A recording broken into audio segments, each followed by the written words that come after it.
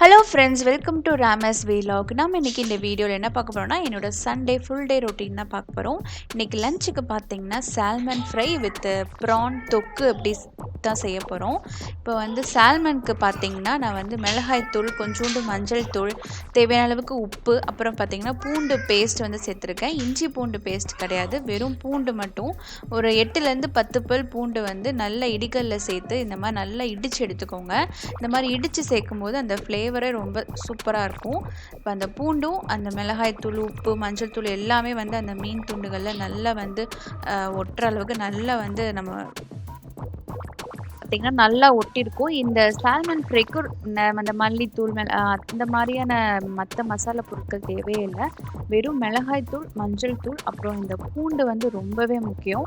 இந்த பூண்டு சேர்த்துக்கலாம். அவ்வளோதான் வந்து ஒரு ரொம்பவே சிம்பிளான சால்மன். ஸோ இந்த மாதிரி நல்லா பெரட்டிட்டு இது கொஞ்ச நேரம் ஊறட்டும்.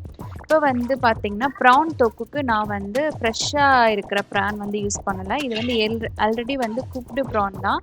ஸோ ஃபுல்லாக வந்து குக்டு ப்ரான். இதை வந்து இந்த மாதிரி பாஸ்தா இல்லைன்னா வந்து நூடுல்ஸ் செய்யும்போது இதை சேர்த்துக்கலாம். இப்போ வந்து இதை யூஸ் பண்ணி தான் ஒரு தொக்கு செய்ய போகிறோம். ஒரு இன்ஸ்டண்ட்டாக செய்யக்கூடிய ஒரு தொக்கு. இதுக்கு பார்த்தீங்கன்னா வெங்காயம், ஒரு பெரிய வெங்காயத்தை பொடியாக வந்து நறுக்கி வச்சுருக்கேன். இப்போ ப்ரான் தொக்கு செய்ய ஆரம்பிச்சிடலாம். இதுக்கு ஒரு கடாயில் பார்த்தீங்கன்னா ஒரு 3 டேபிள் ஸ்பூன் அளவுக்கு எண்ணெய் சேர்த்துக்கோங்க. இந்த ப்ரான் வந்து ஆல்ரெடி வந்து க்ளீன் பண்ணி குக் பண்ண ப்ரான் தான். ஸோ அதனால் வந்து நமக்கு மசாலாவை நல்லா குக் பண்ணி எடுத்துக்கலாம். அதுக்கப்புறம் கடைசியாக இந்த ப்ரான் சேர்த்துக்கலாம். இதில் பார்த்தீங்கன்னா ஒரு 1/4 டீஸ்பூன் அளவுக்கு சோம்பு சேர்த்துருக்கேன். சோம்பு வந்து நல்லா பொரிஞ்ச பிறகு இப்போ வெங்காயத்தை சேர்த்துக்கலாம்.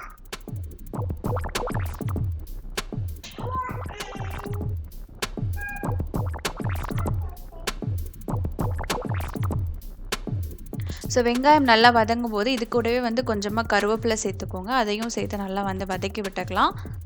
இந்த வெங்காயம் பார்த்திங்கன்னா ஓரளவு நல்லா குக் ஆகணும். அதுக்கு நல்லா குக் ஆன பிறகு நம்ம வந்து இஞ்சி பூண்டு பேஸ்ட் வந்து சேர்த்துப்போம். இஞ்சி பூண்டு பேஸ்ட்டு பார்த்திங்கன்னா நான் ஒரு 1.5 டீஸ்பூன் அளவுக்கு சேர்த்துருக்கேன். ஏன்னா நான்வெஜ்னால அதுவும் தொக்குக்கு இந்த மாதிரி இஞ்சி பூண்டு பேஸ்ட் வந்து கொஞ்சம் அதிகமாகவே சேர்த்துக்கலாம். அதனால் 1.5 டீஸ்பூன் அளவுக்கு இஞ்சி பூண்டு பேஸ்ட் வந்து சேர்த்துருக்கேன்.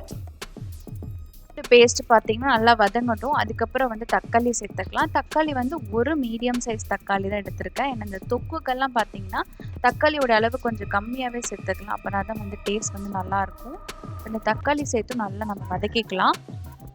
இப்போ இந்த ப்ரான் தொக்குக்கு தேவையான அளவுக்கு உப்பு சேர்த்துக்கோங்க. கொஞ்சமாக மஞ்சள் தூள், காரத்துக்கு பார்த்தீங்கன்னா மிளகாய்த்தூள் உங்கள் காரத்துக்கு ஏற்ற மாதிரி சேர்த்துக்கோங்க. நான் இன்னும் கொஞ்சோண்டு மிளகாய்த்தூள் ஒரு 1/2 டீஸ்பூன் அளவுக்கு காஷ்மீரி பவுட்ரு வந்து சேர்த்துருக்கேன். அந்த கலருக்காக சேர்த்துருக்கேன். ஸோ இதையும் பார்த்தீங்கன்னா நல்லா வதக்கிப்போம். அந்த தக்காளியில் நல்லா வதங்கட்டும். இப்போ இதில் 1 டீஸ்பூன் அளவுக்கு மல்லித்தூள் சேர்த்துக்கலாம். ஒரு 1/2 டீஸ்பூன் அளவுக்கு கரம் மசாலா பவுட்ரு சேர்த்துக்கலாம். இதையும் பார்த்தீங்கன்னா சேர்த்து நல்லா வதக்கிக்கோங்க. இந்த தக்காளி வந்து நல்லா வந்து மைய வதங்கணும். அந்த அளவுக்கு நம்ம வதக்கிக்கலாம்.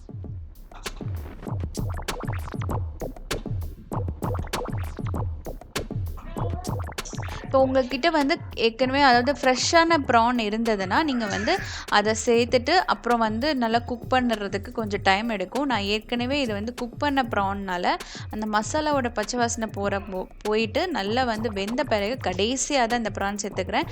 ஏன்னா ப்ரான் வந்து ரொம்ப நேரம் நம்ம குக் பண்ணும்போது ஒரு ரப்பரி மாதிரி இருக்கும், நல்லா இருக்காது.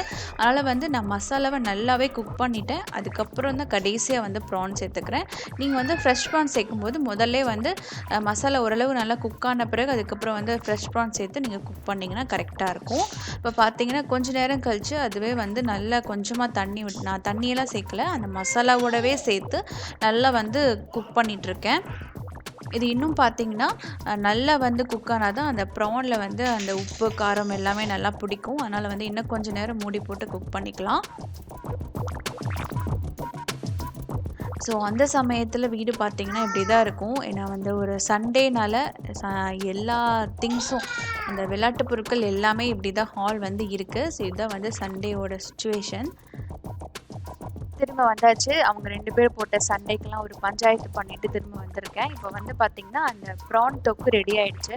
இது வந்து இறக்கி வச்சிடலாம். ஏன்னா வந்து இதுக்கு மேலே குக் பண்ணால் அந்த ப்ரான் வந்து அந்த ரப்பரி ஃபீல் வந்துடும். ஸோ அதனால் ப்ரானும் ரெடி ஆகிடுச்சு. இப்போ வந்து ஃபிஷ்ஷு பார்த்திங்கன்னா என் ஹஸ்பண்ட் தான் செய்கிறாரு. அவர் வந்து செய்கிறது ஆலிவ் ஆயில் யூஸ் பண்ணி செய்கிறாங்க. ஆனால் நார்மலாக சால்மன் வந்து நீங்கள் நார்மல் குக்கிங் ஆயிலே செய்யலாம்.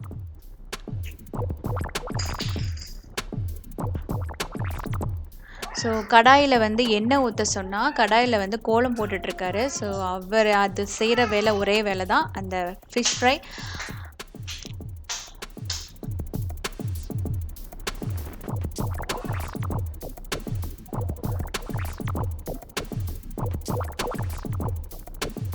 ஸோ மீனுக்கும் வலிக்காம, கடாய்க்கும் வலிக்காம, மெல்லமா மீன் எடுத்து வச்சு ஃப்ரை பண்றாங்க. ஸோ இவர் வந்து ஃப்ரை பண்றத இந்த வீடியோல பாருங்க.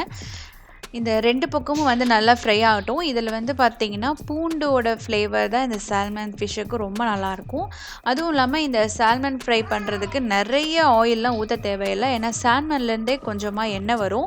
ஸோ அந்த எண்ணெய் வந்து இந்த சாப்பாட்டெல்லாம் போட்டு சாப்பிடும்போது சூப்பர் டேஸ்ட்டா இருக்கும்.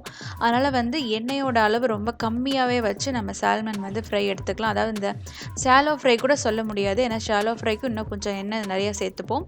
ஆனா இந்த மீன்ல பார்த்தீங்கன்னா, நம்ம எண்ணெயே இல்ல. ரொம்ப கம்மியான எண்ணெய் சேர்த்து வறுத்தாலே போதும். ஏன்னா அந்த மீன்லேருந்து வர எண்ணெய் வந்து சாப்பாடுல போட்டு சாப்பிட்றதுக்கு ரொம்ப டேஸ்ட்டா இருக்கும். இப்போ 2 பக்கமும் நல்லா ரோஸ்ட் பண்ணி நம்ம ஃப்ரை பண்ணி எடுத்துட்டா போதும்.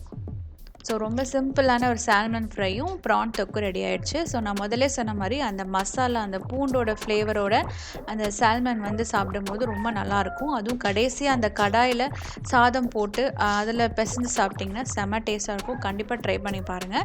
ஸோ இந்த சால்மன் ஃபிஷ்ஷுன்னு பார்த்தீங்கன்னா, இது வந்து ரொம்ப இந்த ஒமேகா வந்து நெறைய, அதாவது ஃபிஷ்ஷோட வெரைட்டீஸ்லே இந்த சால்மன்ல பார்த்தீங்கன்னா நெறைய ஒமேகா இருக்குது. ஸோ இதை வந்து குழந்தைகளுக்கும் தாராளமாக கொடுக்கலாம்.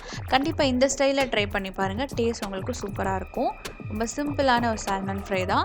இப்போ வந்து நம்ம க்ளீனிங்க்கு வந்துடலாம். ஏன்னா இந்த ஃபிஷ் ஐட்டம்லாம் செய்யும்போது கிச்சனில் அந்த ஸ்மெல் வந்து ஒரு இருந்துக்கிட்டே இருக்கும். அதனால் வந்து அந்த ஃபிஷ்ஷு நான்வெஜ்ஜில் வந்து சிக்கன் மட்டனை விட இந்த ஃபிஷ் ஐட்டம்ஸ்லாம் செஞ்சால் அந்த வாடை வந்து அதிகமாக வரும். ஸோ அதனால் வந்து அந்த டேஸில் மட்டும் வந்து நல்லா வந்து டீப் க்ளீன் பண்ணிட்டிங்கன்னா அந்த கிச்சன்லேருந்து அந்த ஸ்மெல் வந்து வராது. ஸோ அதனால் இன்றைக்கி வந்து அந்த டீப் க்ளீனிங் தான் பண்ண போகிறோம். நான் பார்த்தீங்கன்னா சிஃபில் இருக்கிற கிச்சன் ஸ்ப்ரே தான் யூஸ் பண்ணுவேன். இல்லைனா வந்து மிஸ்டர் மசில் யூஸ் பண்ணலாம். ரெண்டுமே வந்து கிச்சனில் இருக்கிற கரைகளில் வந்து எடுக்கிறதுக்கு ரொம்ப யூஸ்ஃபுல்லாக இருக்கும். இன்றைக்கி பார்த்தீங்கன்னா இந்த நார்மலாக க்ளீன் பண்ணுறதுக்கு இந்த சிஃப் மட்டுமே போதும். நீங்கள் டீப் க்ளீன் பண்ணுறீங்க, அந்த எண்ணெய் பிசுக்கெல்லாம் எடுக்கிறீங்கன்னா, இப்போ இந்த சிஃபோட பாட்டிலில் ஏற்கனவே கொஞ்சமாக சொல்யூஷன் இருந்தது. அது கூடவே பார்த்தீங்கன்னா நான் கொஞ்சமாக பேக்கிங் சோடா வந்து சேர்த்துருக்கேன். இதில் பார்த்தீங்கன்னா கொஞ்சமாக நம்ம லெமன் ஜூஸும் சேர்த்துக்கலாம். நீங்கள் தனியாக இருக்கிற பாட்டிலில் மிக்ஸ் பண்ணுறீங்கன்னா, நீங்கள் வந்து கொஞ்சமாக அந்த குக்கிங் அந்த க்ளீனிங் ஸ்ப்ரே கொஞ்சம், அதுக்கப்புறம் வந்து பார்த்தீங்கன்னா பேக்கிங் சோடா, அதுக்கப்புறம் லெமன் இதெல்லாம் மிக்ஸ் பண்ணிவிட்டு ஒரு ஸ்ப்ரே பாட்டிலில் இன்னும் கொஞ்சமாக தண்ணி சேர்த்து நல்லா வந்து மிக்ஸ் பண்ணிக்கோங்க. அந்த ஸ்ப்ரே பாட்டிலில் மிக்ஸ் பண்ணிக்கோங்க. அதை வந்து நீங்கள் வந்து எல்லா இடத்துலையும் ஸ்ப்ரே பண்ணிக்கலாம்.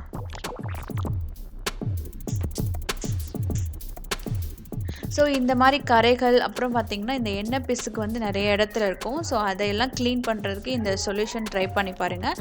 சீக்கிரமாகவும் போயிடும். உங்களுக்கு ரொம்ப கையை போட்டு நல்லா வந்து தேய்க்கணும் அந்த மாதிரிலாம் அவசியம் இல்லை. லேசாக தேய்ச்சாலே அந்த எண்ணெய் பிசுக்கெல்லாம் இருக்காது. ஸோ அந்த கிச்சனோட அந்த வால் எல்லா இடத்துலையுமே இந்த சொல்யூஷனை வந்து ஸ்ப்ரே பண்ணிக்கலாம். ஸோ இந்த மாதிரி ஒரு ஸ்க்ரப்பர் எடுத்துக்கோங்க. நம்ம பாத்திரம் கழுவுற அந்த ஸ்க்ரப்பர், இல்லைனா இதுக்குன்னே தனியாக ஒரு ஸ்க்ரப்பர் வச்சுட்டாலும் சரி. ஸோ அதை யூஸ் பண்ணி ஸ்க்ரப் பண்ணும்போது உங்களுக்கு நல்லா வந்து அழுக்கு வந்து போயிடும்.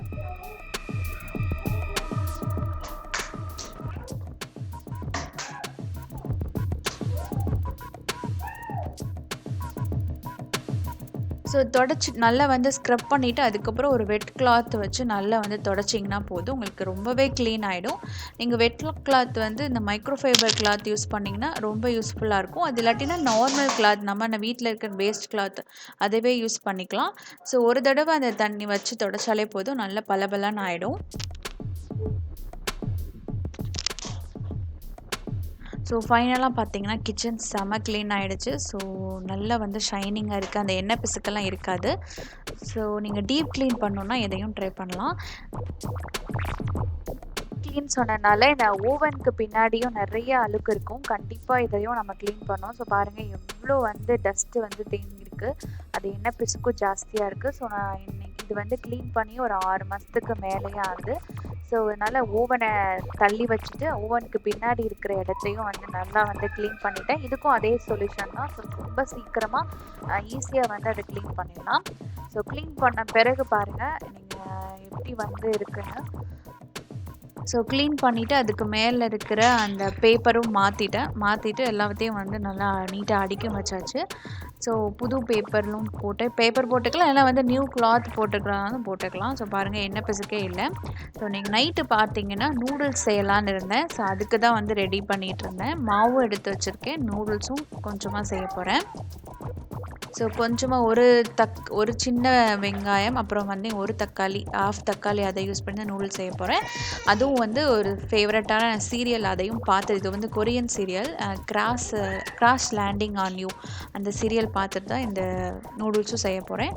ஸோ என்னோடய சண்டே வந்து இப்படி தான் போகும். இந்த வீலாக் உங்களுக்கு பிடிச்சிருக்குன்னு நினைக்கிறேன். பிடிச்சிருந்தா சேனலை மறக்காமல் சப்ஸ்கிரைப் பண்ணிக்கோங்க, லைக் பண்ணுங்கள், கமெண்ட் பண்ணுங்கள், ஷேர் பண்ணுங்கள். தேங்க்யூ ஃபார் வாட்சிங்.